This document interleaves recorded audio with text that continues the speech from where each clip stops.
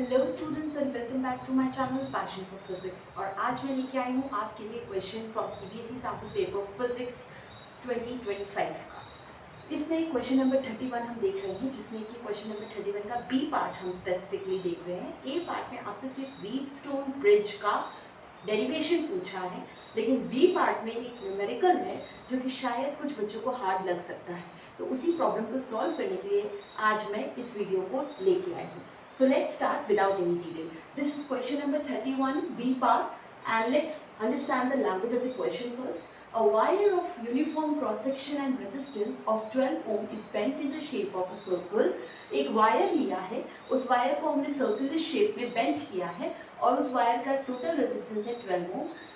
A resistance of 10 ohm is connected to a diametrically opposite ends of C and D. यानी आधा आधा बांट रहा है C और D पॉइंट्स जो है पूरे वायर सर्कुलर वायर को आधे आधे में बांट रहा है। यानी अगर आपका सर्कुलर वायर का टोटल रेजिस्टेंस है 12 ओम, ठीक है, और इसमें ये जो सी डी पॉइंट्स है ये आधे आधे में इसको बांट रहे हैं, ठीक है।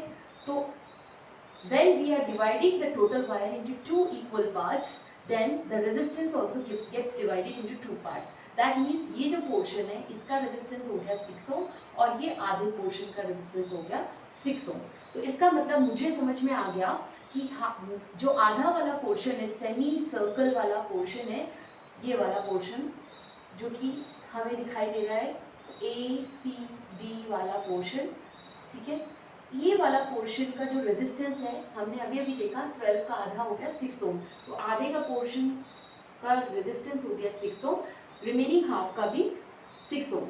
अब हम क्या करेंगे, इसमें हमें ये एंगल दे रखा है, ठीक है, ये एंगल हमको दे रखा है 60 डिग्री। तो हम जानना चाहते हैं कि इस करंट, इस एडी पोर्शन में जो करंट है वो कितनी है।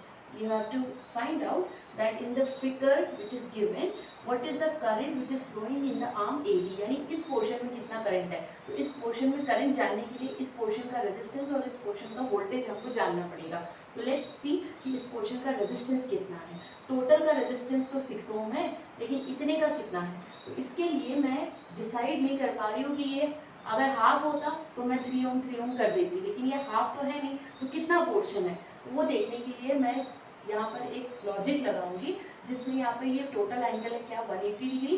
ये टोटल एंगल अगर 180 डिग्री है तो ये पोर्शन दे रखा है तुम्हारा 60 डिग्री। तो ये जो पोर्शन है, ये वाला जो सेक्टर है, स्मॉलर सेक्टर, इसका पूरे सेमी सर्कल का कितना भाग है ये देखना है। तो 60 degree should be divided by 180 degree. तो हम देख सकते हैं it comes out to be 1/3। यानी ये जो पोर्शन है, शेडेड पोर्शन जो मैं बता रही हूँ, ये पूरे सेमी सर्कल का 1/3 पोर्शन है। तो 1/3 पोर्शन होने के कारण अगर पूरे का रेजिस्टेंस 6 ओम है, ठीक है, तो 1/3 पोर्शन का रेजिस्टेंस कितना होगा 2 ओम, ठीक है। सो 2 ओम रेजिस्टेंस हमारा निकल आया ए डी पोर्शन का। अब हम इस पूरे सर्किट को सिंप्लीफाई करके देखेंगे कि क्या हम इसको सॉल्व कर पाते हैं या नहीं।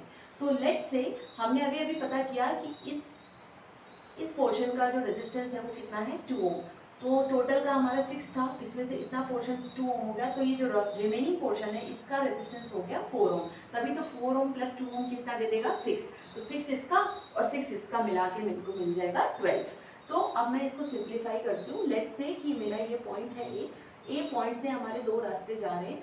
एक रेजिस्टेंस मिला हमको यहाँ पर 4 ओम का, एक रेजिस्टेंस हमको मिला यहाँ पर 2 ओम का, और ये पॉइंट है हमारा डी पॉइंट, ये पॉइंट है हमारा सी पॉइंट। इन दोनों के बीच में एक और रेजिस्टेंस लगा जो कि 10 ओम का है। फर्दर आगे गए तो एक और 4 ओम का रेजिस्टेंस मिला, इसमें भी अगर फर्दर आगे गए तो एक और 2 ओम का रेजिस्टेंस मिला, एंड देन हमको बी पॉइंट मिल गया। और ये हमारा हो गया सिंप्लीफाइड सर्किट, और इसमें लगा है ए पॉइंट और बी पॉइंट के बीच में एक बैटरी, ठीक है। तो ये हो गया हमारा 8 वोल्ट। अब हम क्या करेंगे, इस सर्किट को सॉल्व करते हैं, एंड लेट्स फाइंड आउट कि what is the current which is flowing in the AD portion. Okay, so in this circuit we have to find out the total resistance, only then we can find out the total current. So in order to find the total resistance, we can see that this resistance is equal to this resistance. That means P is equal to Q, ठीक है। P और Q दोनों बराबर हैं और दोनों का ratio क्या आएगा 1। तो P डिवाइडेड बाई Q करेंगे हम, 4 डिवाइडेड बाई 4, तो ये आएगा 1, जो कि R डिवाइडेड बाई S करने पे भी हमको सेम मिलेगा। तो 2 डिवाइडेड बाई 2 भी हमको क्या मिलेगा सेम। तो ये कंडीशन सेटिस्फाई हो रही है इसमें। इस कंडीशन में ये बैलेंस्ड कंडीशन है और इस कंडीशन में जो करंट होती है सी डी पोर्शन में वो जीरो होती है, क्योंकि potentials of C point and D point क्या हो जाएंगे, इक्वल।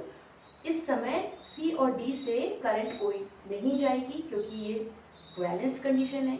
ये रेजिस्टेंस का रेशियो इक्वल है इस रेजिस्टेंस और इस रेजिस्टेंस के रेशियो से, इसलिए सी डी पोर्शन में कोई भी करंट नहीं जाएगी। इसका मतलब ये है कि जो पोटेंशियल सी का है वही पोटेंशियल डी का है, और ये जो 10 ओम का रेजिस्टेंस है इसमें कोई करंट ना जाने के कारण ये इनइफेक्टिव ट्रीट किया जाएगा। अब हमारा ये सर्किट सिंप्लीफाई हो गया है। अब मैं इसमें टोटल रेजिस्टेंस फाइंड कर सकती हूँ। तो टोटल रेजिस्टेंस फाइंड करने के लिए हम देख सकते हैं कि ये जो रेजिस्टेंस है 4 और ये रेजिस्टेंस दोनों सीरीज में है, तो 4 + 4 सीरीज का फॉर्मूला लगाएंगे तो हम इसको रिप्लेस कर सकते हैं 8 ओम के रेजिस्टेंस से। इसी तरीके से नीचे भी हम देख सकते हैं 2 + 2, इस दोनों रेजिस्टेंस को हम 4 ओम के रेजिस्टेंस से रिप्लेस कर सकते हैं। तो फर्दर आपका ये जो रेजिस्टेंस आया 8 ओम और ये आया 4 ओम, तो 8 ओम का रेजिस्टेंस 4 ओम के रेजिस्टेंस के साथ पैरेलल में कंबाइंड है। पैरेलल का फॉर्मूला लगाते हैं 1/r = 1/8 + 1/4। It will give us 4 + 8 divided by 8 into 4, which is equal to 12 divided by 8 into 4, which is equal to 3 divided by 8. And here comes the value of total resistance of the circuit, which is 8/3 ohm. So this is the total resistance 8/3 ohm of the whole circuit, and total voltage of the whole circuit is 8 volt. Let's find out the total current. So in order to find the total current, I will just write the Ohm's law, that is I = V/R. The voltage value is 8. The total resistance which we have found out is 8/3. 8 will get cancelled, 3 will go up, so it will become 3 ampere. That means total current in this circuit is 3 ampere. And when it will reach point A, it will divide itself into two portions. If the two portions are having equal resistance, then the current would have divided equally. But here we can see that this portion is having 4 ohm resistance, whereas this portion is having 8 ohm resistance. More is the resistance, lesser will be the current. That means I1 current will be lesser as compared to I2. Let's find out I2, because in the question we need to find the I2. So how do we find the I2 current? Okay. So for this we need the potential and we need the resistance in this portion. So what is the potential in this portion? Since these are connected in parallel, so what is the potential? This 8 volt will be here also. So this is the potential 8 volt divided by total resistance over here. In this particular arm, the total resistance is 2 + 2, that is 4. So it will give us 2 ampere. Okay. In series, we know that the current remains same. The same current I2 will flow from AD portion and the same current will flow from D to B also.